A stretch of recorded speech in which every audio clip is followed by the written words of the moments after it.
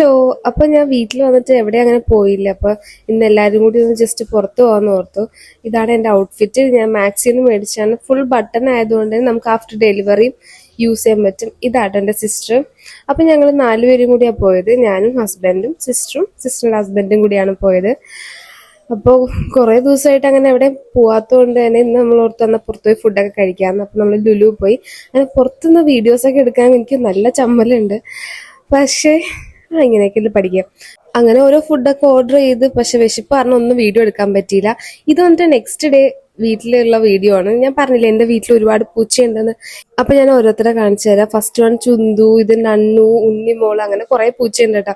എല്ലാരും ഉറങ്ങണത് കണ്ടോ? ഫുഡൊക്കെ കഴിച്ച് കഴിയുമ്പോൾ എല്ലാരും പല സ്ഥലത്താണ് പോയി കിടന്ന് ഉറങ്ങണത്. എനിക്ക് പിന്നെ പെറ്റ്സിനെയൊക്കെ ഭയങ്കര ഇഷ്ടം കേട്ടോ. അതുകൊണ്ട് തന്നെ വീട്ടിൽ ഈ പൂച്ചകളൊക്കെ ഉള്ളതുകൊണ്ട് സമയം പോണ അറിയേയില്ല.